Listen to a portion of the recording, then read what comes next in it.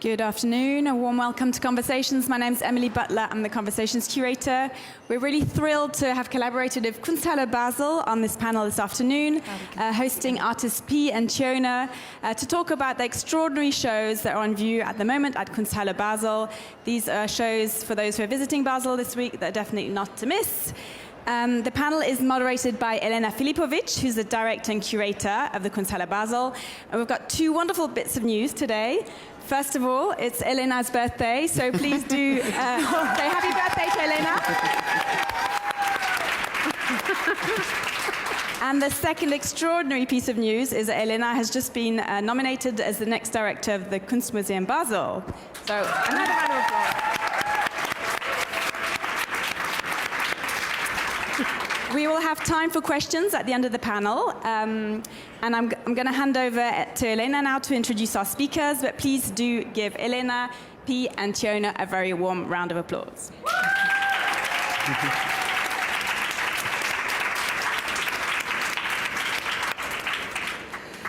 So it's a very big day, but I couldn't be more thrilled to spend it with two of my favorite artists of the moment who have filled my life with thought, with provocation, with joy in the run-up to their exhibitions.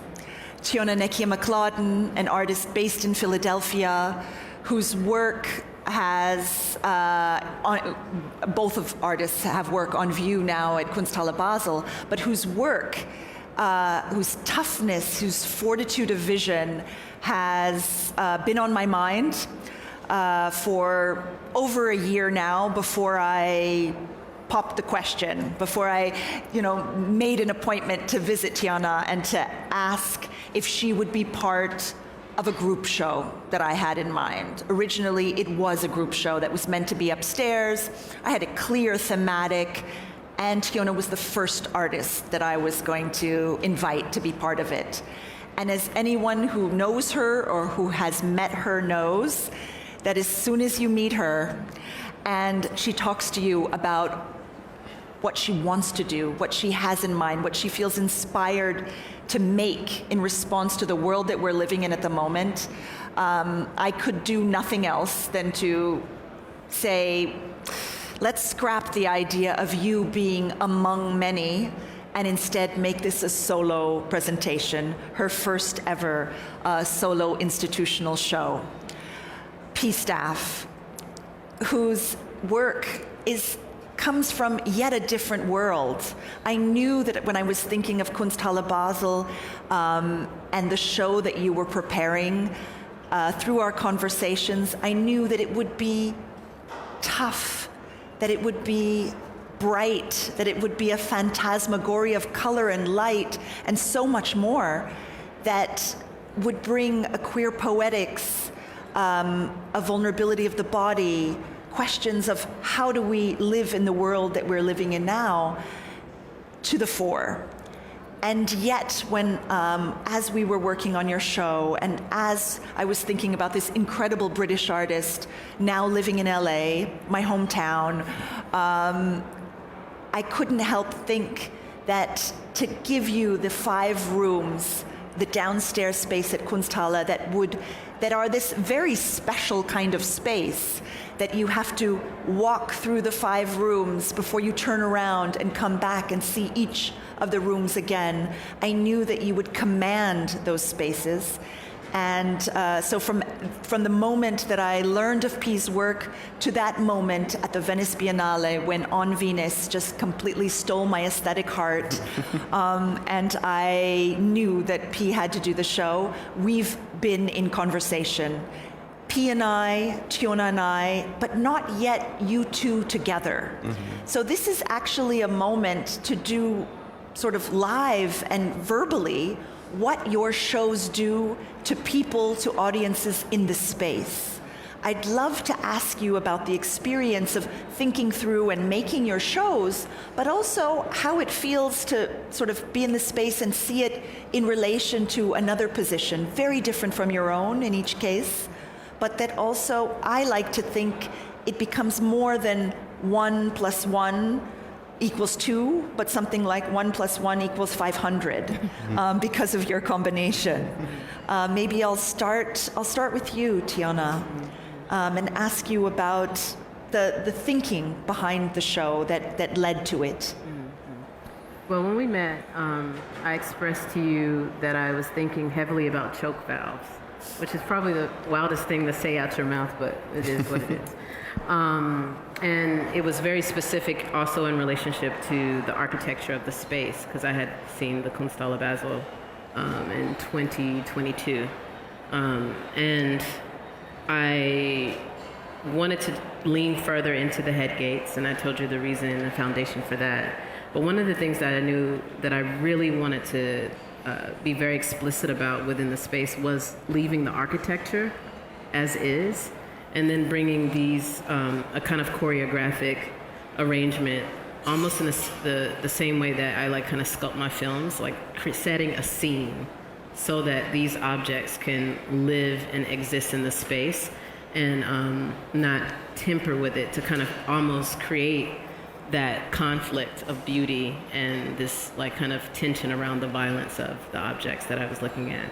So, you know, in the studio, what that did is that it affected my studio practice in the sense that I completely, you know, I had no access, or I stripped myself of access of artificial light, because I knew that I had a chance to deal with natural light in a certain way that I hadn't.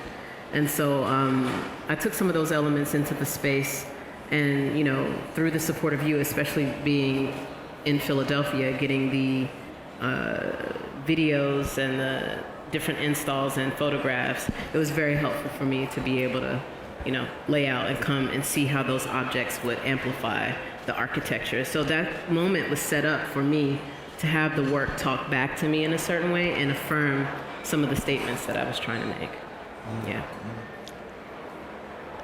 And does the show, does the show look like you imagined it might look? I mean, Tiona said this beautiful thing about being in the studio, making things, having a certain maybe distance to them that's not quite like having the space at Kunsthalle Basel. And then these works take on their own life when they're in the space. But P, in your case, many of the pieces that are in the show, whether it's the very first work with this electrical current running through the perimeter of the space, to the very last film, these are things that you couldn't have experienced in your studio the way they take over the space at Kunsthalle. Yeah, I mean, I definitely spent a lot of the last year staring at the floor plan of the Kunsthalle. And in some ways, it's one of the most pleasurable part of exhibition making for me, is like really trying to absorb myself into a space, absorb myself into a building, and start to find the small ways of like hooking into it, or finding the small pivot that can happen to render a space the one that we know, but defamiliarized a little bit, just tilted on its axes just enough that I think some level of sensitivity begins to occur. Like you said in the introduction, it was kind of a head fuck to deal with a space that you go in, you turn, and you come back out again, and you and I talked about that a lot, and that kind of choreography of a show. But I think I ended up really getting into thinking about how the works in the show, the works in any show, each has their own weight and speed and tempo almost, and that you can build. There's like an energetic exchange happening, and for me, having those 5 sequential rooms meant that I could go really hard with this, this energetic accumulation, this like build up of like fundamental energy or something. And I think happily, maybe, I don't know if anyone agrees, but in a way it almost feels like in Ecstasy, the show that we made, it's more intense on the way out. You kind of, the tension ratchets up, the roller coaster goes up, but really that coming back through is when it maybe hits you the hardest. You know? I think that's something that both of you managed so beautifully, and I'd love to take some curatorial credit for it, but I can't, because it's really something that both of you orchestrated in the choreographies of your respective shows. This ratcheting up and foreshadowing, this kind of introducing little ways that an audience member, as they come back through the show, they reread everything differently. Maybe one of the things I want to ask you each about is menace, threat. And because each of your shows holds this, offers it, threatens it. And I'd just like to ask you how you come to that in your thinking, and why, and how it connects to the institution itself, or institutions as a category. I know from my show, this anticipation of violence was very high, and I had to figure out how to temper it. And also, like P, very much being affected by that, I knew that people would go through the space and then have to come back out. So it gave me an opportunity to think about and really dig into the haptic engagements of the body. When somebody steps in this room, what are they going to see? But then I went even further to think about what should they hear. So I had the opportunity to kind of create the foreshadowing device that sits in the middle of the room, apnea, which is this air compressor that releases air, like fills up once an hour, and then releases air 7 times per hour. And shape that sound like in my studio and figure it out here, and have that be as something that could be reconciled or kind of like come back up again at the end. And I think that was probably one of my first attempts at trying to kind of force something on the viewer. I wanted something like, noise and sound is really violent in the sense that it just violates a consent in most places if you are an able-bodied hearing person. In this case, this has 2 dual things. There's sound and there's also a feeling. If you could walk close enough or walk in a path, that thing hits your leg if it, when it comes on. And so that was that was something that I was very excited to be pushed towards, because I don't exactly do that kind of work. But there was this other element, another decision, I don't know if I even shared it with you, was about whether to keep the gates open or closed. And keeping them closed had more of a dynamic power, and that was my decision when I got into the space. Because when I stood in front of the headgate pieces and kind of was confronted with their like this beauty and this power and this expectation, the first desire I had was to move them, and I knew that was what I wanted everybody to have. So I knew that they needed to remain shut, because they do remain functional, but they actually suggest, and in the paint, that they are to be open. You can imagine how they open and close and slam and shut.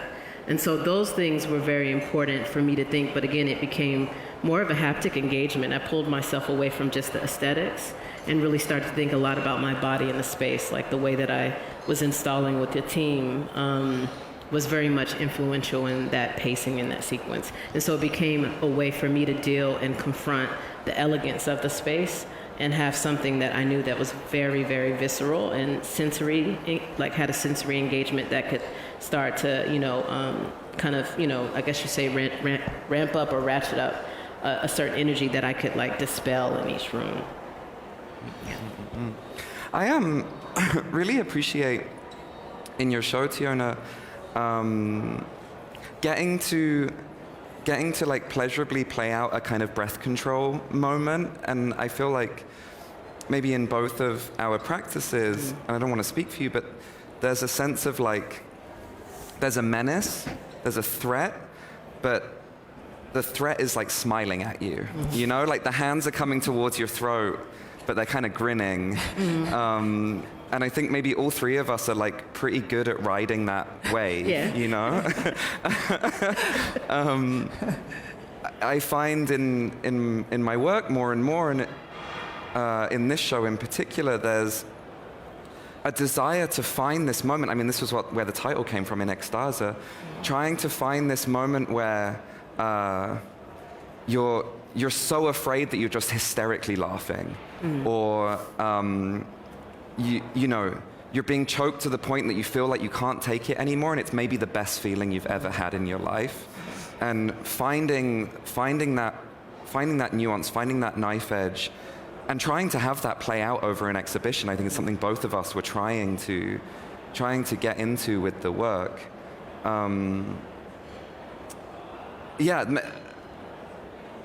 Maybe there's just a layer of sadism to it, but I don't know. I feel like it's edge play. Yeah, I think that's both why I was of us very explicit about mine. I was like, it's edge. You know, it's like the thing that you know, kind of have to have such a skill to push somebody to a certain limit, and that was very, you know, like when I saw, first of all, when I saw P's show.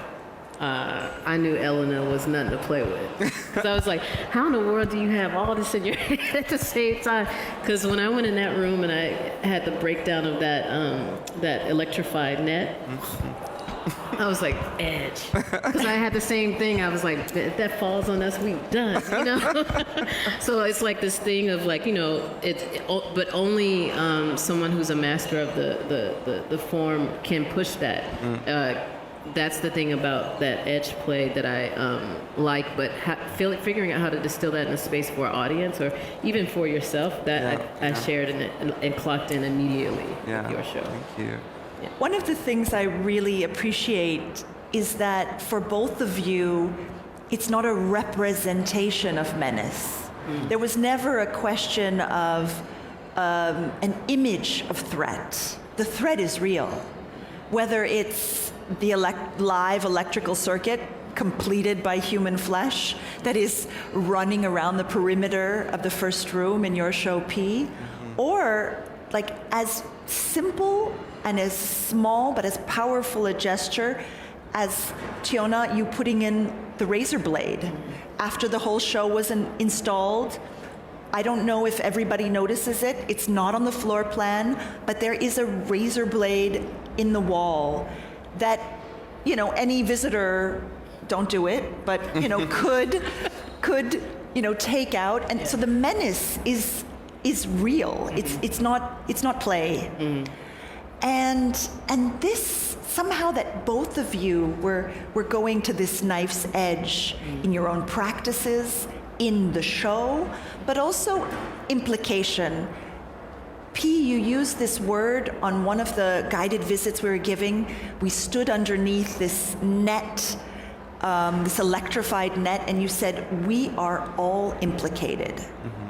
And I think that's something that both of your shows do. And I want to ask you about this implication of yourself, of a public, of an institution in thinking about your projects. Yeah, I mean, I think I always have this sense in the shows that I'm making where I want the feeling that none of us are getting off easy. Like, none of us are walking away from this experience clean, you know? And it might just be that I'm a sensitive person, you know? I'm kind of trying to like grip your hands and be like, no, really, like this is happening. This is really happening right now, and we're really all gonna go through it together. I have a background in dance and performance a bit more, and I appreciated this about your performance the other night, Tiona, but I used to always want to have this feeling that like the door locks at a certain point. You don't get the kind of casual experience of drifting in and out, or, you know, losing that sense of attention. I'm trying to hold all the time.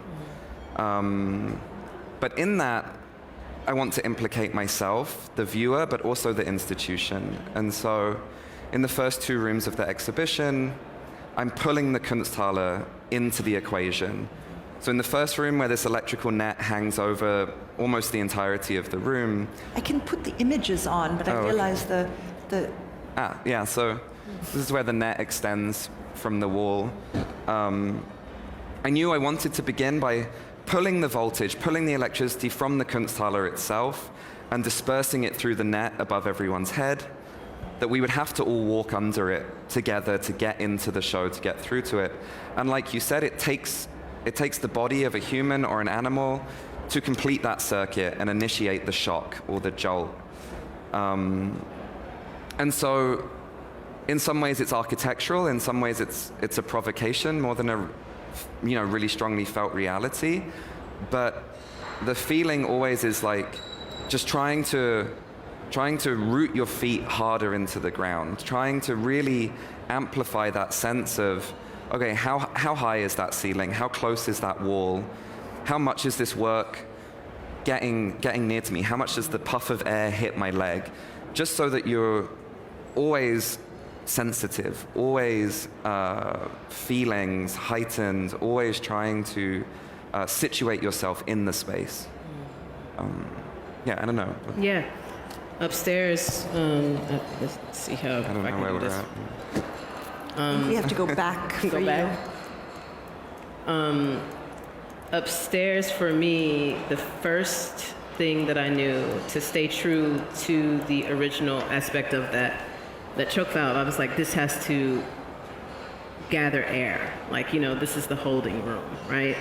And I think that one of the things that I wanted to kind of fuck with was also the introduction of these objects as paintings, right? So that hanging at that painting level was already a disruption, but a confrontation as well, because I know as a viewer, when you stand in front of them, there's also identification moment I think I wanted for the audience, because that's what happened to me. I mean, during this process, I have a psychoanalytic therapist, and she at one point asked me, what do I identify the most with in the exhibition? And I said the head gates. And it was very shocking to me, because they are this like domineering figure. And I think it was also the implication of the space. Like once they became on the wall, I was like, this is my like my fortress or something. But I wanted something that would go in between. It's like, do you feel in power as the machine, the human, or the animal? And I think that was a very interesting space to kind of like open up a conversation. The next room, I knew if I could control the space, which I think ultimately I was able to be successful with, there would be something that would become tighter. And people would have to deal and negotiate the ways that they wanted to look at that video while they're seeing me kind of tying the leather straps, as well as the paintings, negotiate what was actually happening with that tension. And so I just was hoping for more of a figurative kind of engagement, because the body isn't exactly what I'm going for in the space, but more of the idea of that tension. And then, of course, the last room for me was me implicating myself. And that was a last-minute decision, quite frankly, because I wanted to show that as this particular, almost like going back to these head gates, as this dominant figure that I think I am, here I am in my most vulnerable and fragile and submissive state, receiving this like force of air to continue to be able to breathe.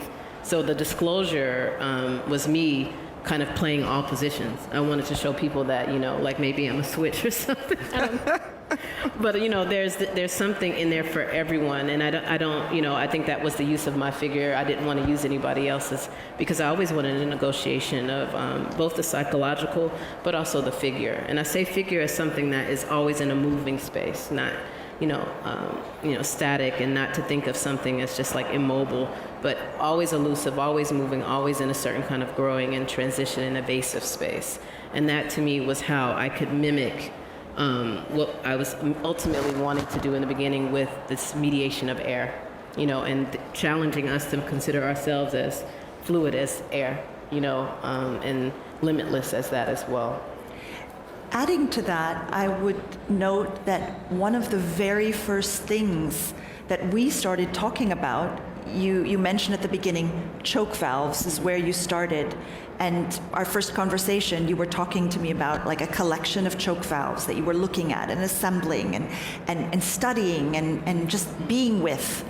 But then, because you knew Kunsthalle Basel's space, our first conversation about how things would be arranged in space, how someone would move in the space, you said, I want to make an exhibition as a choke valve. I want the whole of the experience, not just to have a choke valve in it, but that somehow you go from an expanded big space to a smaller one, to a really small one where the air is held, and then you come back out and you feel it on your leg. I've made exhibitions and talked to artists. They wanted to make an exhibition as opera, exhibition as spectacle, exhibition as book. I've never made an exhibition as a choke valve. You're my first. But we all know that feeling, right, where you're holding your breath for something. And that's what I really loved about the show, this feeling that, like, okay, I'm going to, even unconsciously, sink in, lock in, hold my breath, also be constrained in some way. Is a beautiful gesture, I think. Thank you. I think what is very special about what you're saying, and it's true to both shows, is how visceral the experience is. I spoke earlier about each of you not representing menace or representing threat, but you're also not representing the body, actually. But you can't leave either of your shows without having been transformed within yourself, whether it's about holding your breath or getting to your last room pee and finally releasing this ecstatic images burned onto your retina. The whole of the experience is bodily.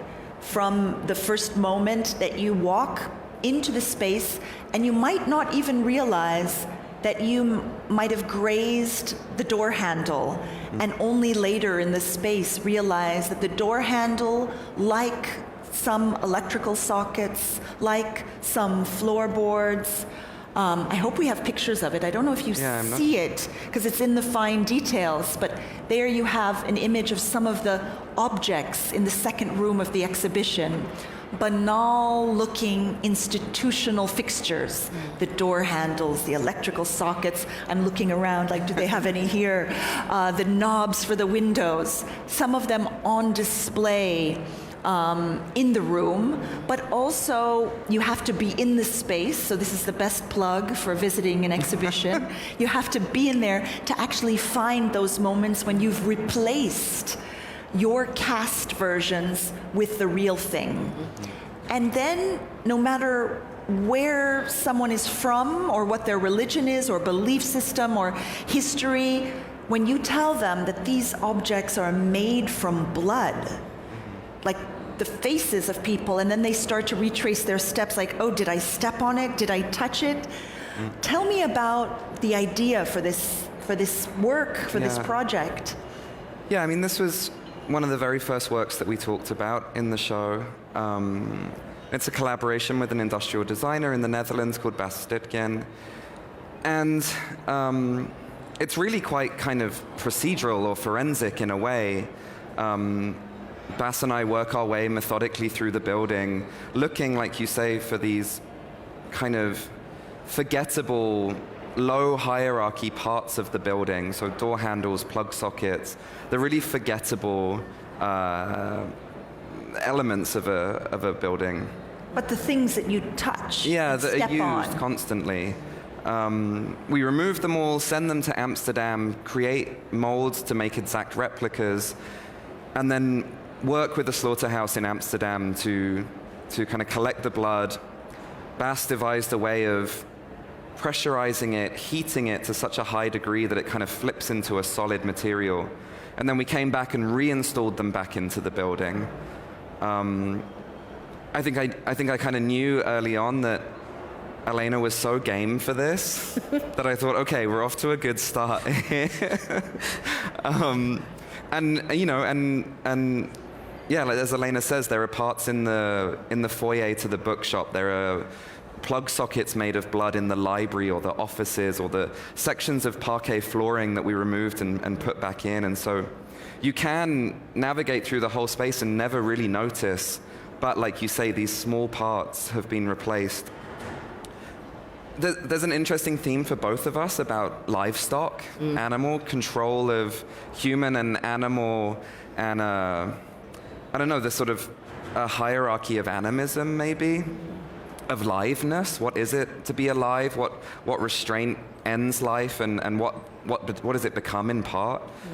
Like you said, Elena, it's blood, it's animal blood, but really at the point that you get down to just this liquid material, it could be human blood, it could be animal blood. I knew in a way that I didn't want to elevate blood.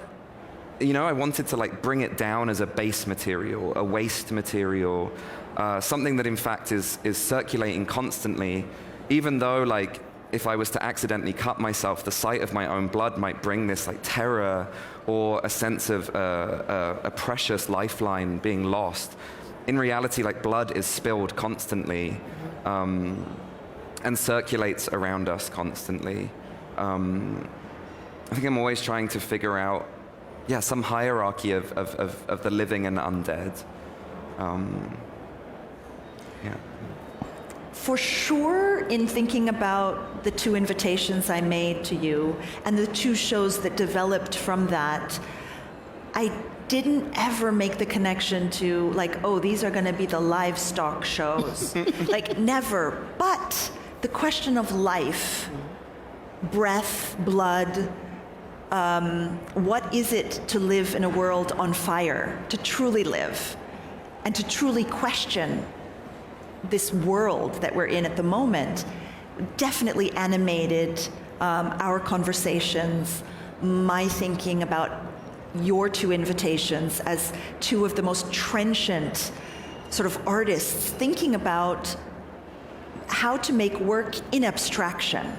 Because it was important for me that during Art Basel week, where champagne flows and $60 million Rothkos are sold, and there's a certain sort of how do I put it politely? A certain understanding of art that can be a superficial one. Yes. I wanted shows that were hard. I wanted shows that were tough, and I wanted shows that asked like deep questions about the world that we're in now, but that were not. I'm sort of never interested in viewing exhibitions in ones that teach you lessons, that are didactic, or that answer the question with like the punchline. And so I knew with each of you that this has animated your oeuvres, your thinking, your work, your writing. Each of you is also, you're not just filmmakers, you're not just artists, you're not just poets, but choreographers in a sense of bodies, your own and the audience's. And it's the question of abstraction that I want to ask you each about, because you both are tackling really tough things, but without making it obvious what the point is, or that there is one point that we can put our finger on. But you put your whole hand inside a wound, and you're groping around, and you're bringing us in it too. So I want to ask you about this question of abstraction, of not literally making exhibitions or artworks that didactic us tell us what to think, but doing. Yeah. I think for mine, I went to language and figuring out how to bring very hard language to material. Like, I mean, I started off the show, and this was a show, I told you, I was like, I'm not concerned about the body. Like, I don't want to hear that language. I don't want to hear anything about the black body, none of that. And it ultimately ended that way because of something that, happened in the middle of the show with me. But even still, I was like, I'm insisting it's not about that. It's more about what's happening within me or in me.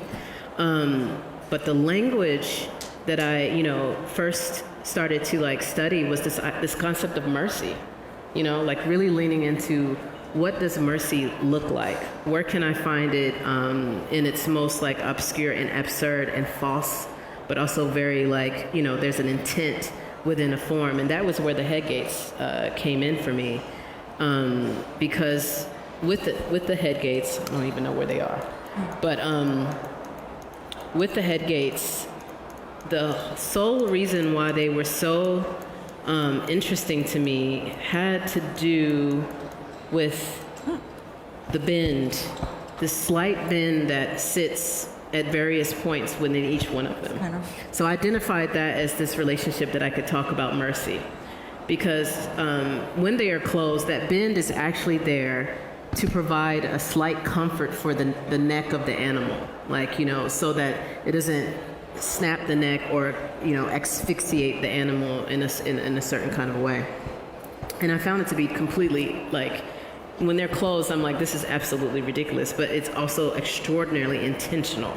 And so that became how I could deal with this concept of a powerful structure or ideas of systems that like prevail in societies across the world, interpersonal relationships.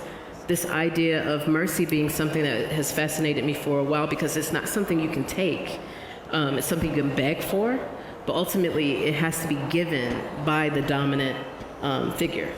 And so that's when I was like, what are the dominant figures that I can, handle?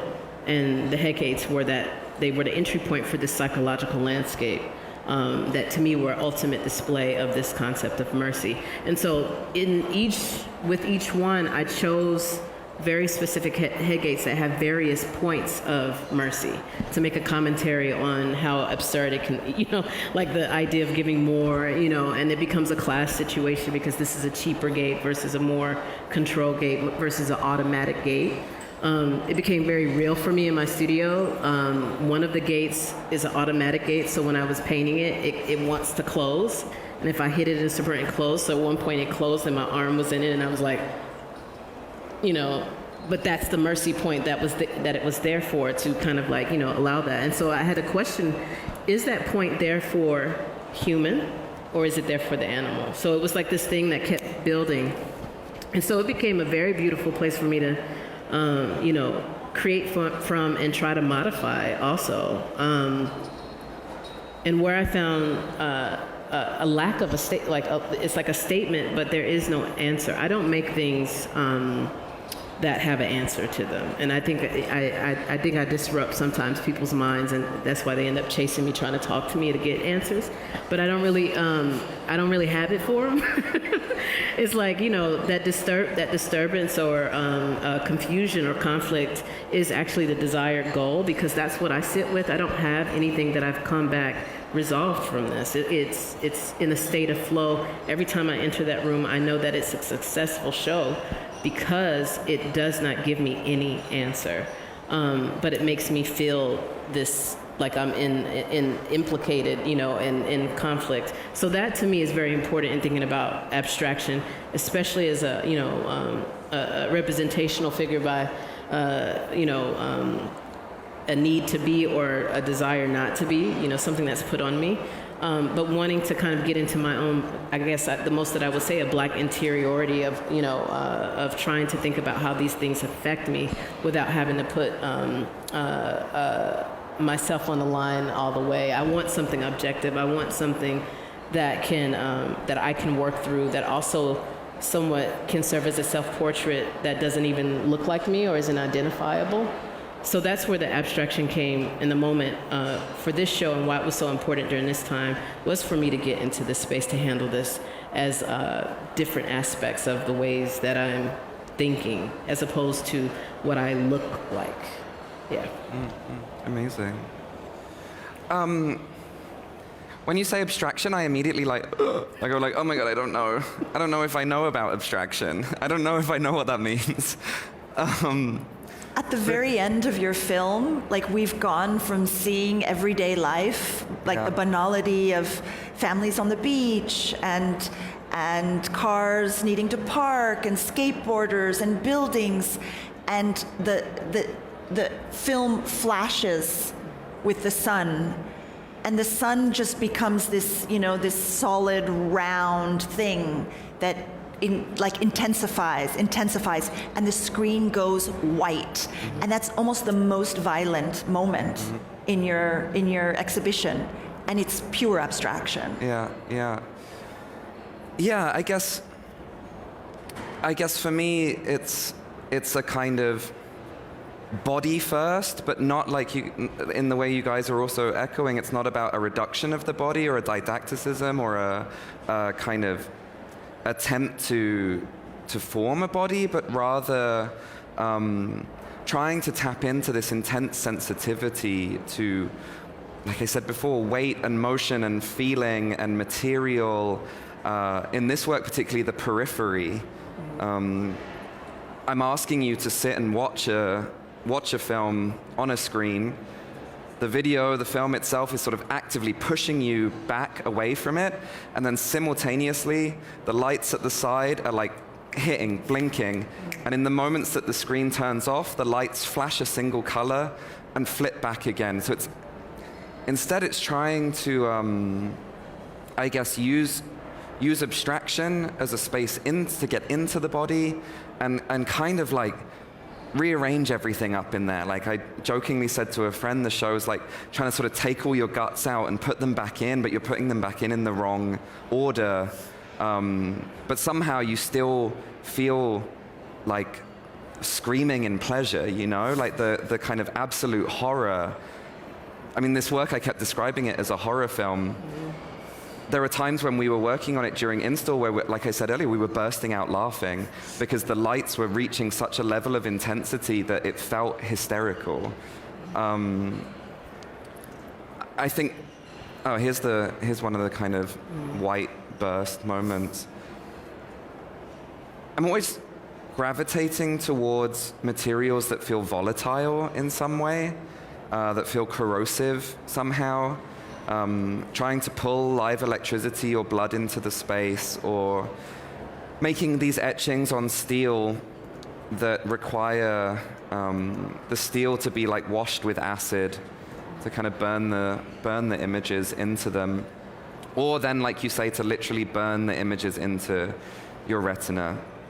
And in some ways that's trying to tap into a fundamental feeling that I think probably most of us are familiar with, which is the moment where your body feels volatile in some way, that you lose control either with the convulsion of throwing up, or you kind of can't stop tapping your foot or itching in some way. I'm always seeking out a sense that the work can be on that vibration, on that resonance.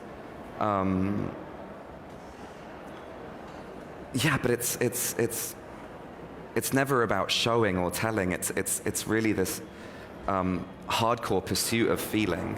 A writer I love, Ava Hayward, calls it sensuous traction, and I love that feeling that there's traction. We're picking up things. It's sticking to us in some way as we go. At the end of the exhibition text that I wrote for your show, P, I used this quote, Ingeborg Bachmann, like, I write with my burned hand about the nature of fire. And I realized it kind of, for me, became the perfect thing to end the description of your show with. But once I'd written it, once the text was out there, I started to think about how much it applied really to both of your shows. And then I tried to think, well, where did I hear that quote? Like, where did it come from?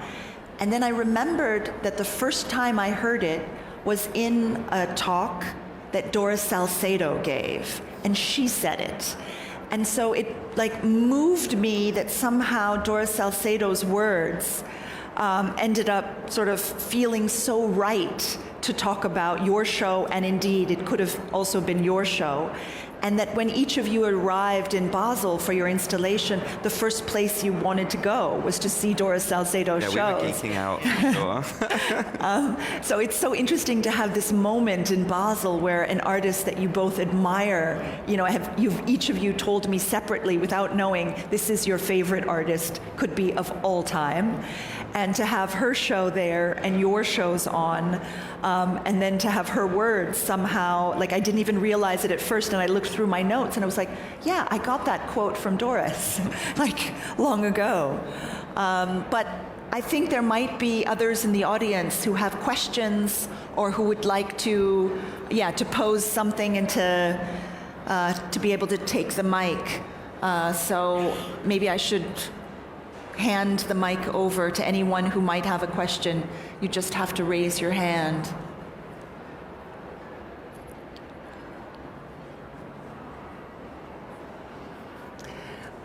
A microphone's coming.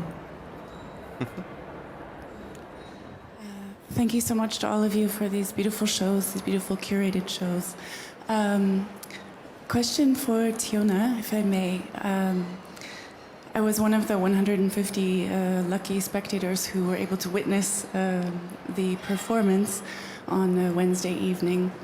And the thing that sort of impressed me or imprinted on me the most in the performance was the clarity of the intentionality that you and your fellow performer had in executing those gestures. Thinking of intentionality in a kind of phenomenological sense, like consciousness is always directed toward an object. And I was wondering if you could speak maybe about how you achieved that, and maybe more generally about the place of liveness and performance in your practice, and how that, the clarity with which you execute those gestures is kind of echoed in the clarity of and simplicity of the kind of minimalism that affects us on, as per the exhibition text. I think it says like the sensorial, the intellectual, but I would add also maybe the affective, and as per what you spoke about today, the psychological.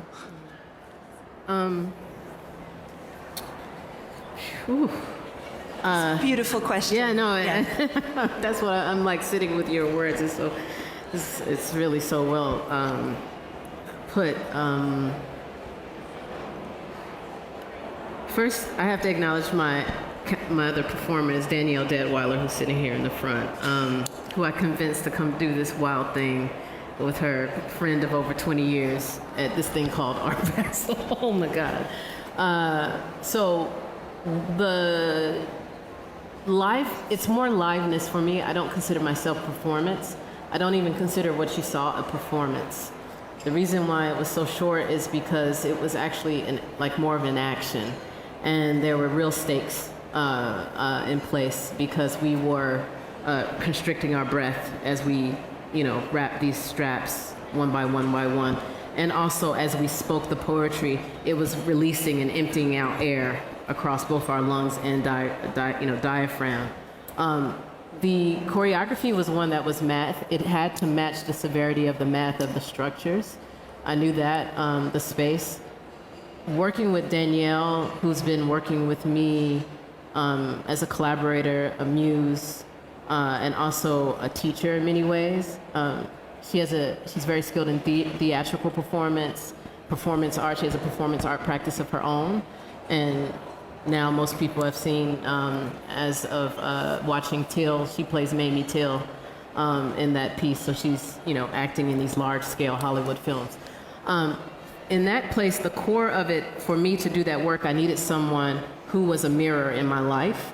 So we were doing a bit of a gesturing of mirroring, but she was leading me in many ways around posing, posture, and breath control. And I think that in trying to do and place this action or performance was that I knew that it would make people who maybe had seen the show, it would provide a foundational, a conceptual foundational framework that would make them see the show anew with those texts. I also wanted people to push towards the language, even though I knew that they wouldn't be able to hear us. The language was so important to me, but I also wanted the language to be missable.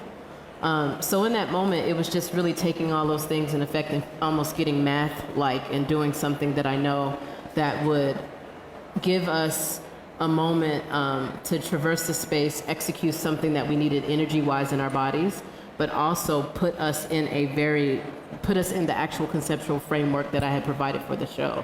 There was something that was happening to us that's more valuable that you all probably couldn't see as the performance did go on with the loss of our breath. And I wanted a display of this being something that we were doing to ourselves, but we also controlled something that was happening in terms of the severity of that tension. So, yeah, thank you. Can you talk a bit about the poetry? Yeah. Sorry, I'm putting you straight back on the spot. This is my first time. I don't consider myself a poet, but this is just the language that came out in the studio. These are the texts that exist provides language that was collected throughout my exhibition. And some of the language is my relationship towards these machines, my relationship towards the machine I have to sleep with, the CPAP machine. One of them, the machine is silent until its malfunction, had very much to do with the head gates. It was me trying to extend the gift that I feel the poet Brad Johnson gave me, where this title comes from, and who I'm kind of continuing to pay honor to. The all caps, the yell. The pieces are called Thrasher. So I wanted them to kind of exude a soft punk kind of vibe. And the poetry, the last thing I'll share is that this is me continuing this investigation of this moment, in the 80s, late 70s, where poets were negotiating the poem is body, the body is poem. So that video that I'll say that's in that, the second room is a recitation. When I wrap those straps, I'm reciting the poem. The text, there's no language, but that poem is being recited for an audience of one or for the audience of the VHS camera. So I wanted to flip the idea of what can be language, what can be poetry in action. Yeah. I really connect to that. I would say I do have a pretty consistent poetry practice, and it's something that shows up in the work increasingly. There is something of recitation in it, like you say. There's something of poetry as body, language as articulation, articulation as gesture and form, and all of this kind of thing. But for me, it's something that really comes into it is a sort of compulsion, a need to constantly go back over words and back over language and break them apart a little and put them back together. And that somehow feeling like a really physical exercise at the same time. And so I really connected with that in your show, too. And when I saw that fourth room of yours, I was like, that's it. Because you could feel that air, you could feel it, that light that is like being hit, and then that... even the way you have to, it was hard. But the all caps, there was a moment where Elena was asking me about, I use a lot of double commas separated from the words or kind of slashes and dashes. And I feel there's a similar thing to the all caps, which is like you're just pushing the language more towards the body or vice versa. And so Elena was kind of saying like, oh yeah, your use of commas and this kind of thing is kind of unusual. And I was saying, I'm just trying to make it physical, trying to make it as physical as possible. And you can do that through so many different forms and shapes and styles. Both of you effectively have poetry running as a thread through your show, but not in the way that poetry normally appears, like yours, like tooled into leather straps that end up being worn. Yours, rotating on holographic fans that appear before you and disappear. And these are shows, these are poetic shows, abstract shows, bodily shows, tough shows, and many more things. But maybe if there's one last question, we could take it. Otherwise, I think our time is running out.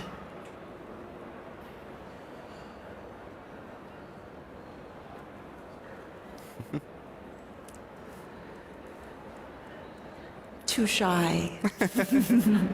But then maybe I would just thank you both publicly, rapturously, for agreeing to the invitation to do these shows, these just mind-blowing and body-blowing shows at Kunsthalle Basel, and for being with me here today to be able to share a bit your words, your thinking, because it's, as a visitor to an exhibition, very often you experience what you experience, but you rarely get to hear the words of the maker of that show, their intention, their the practice that came before that led into it. I think we're all going to be watching what you do next and waiting for it to hit our bodies. Thank you. Yeah, thank you so much. Yeah.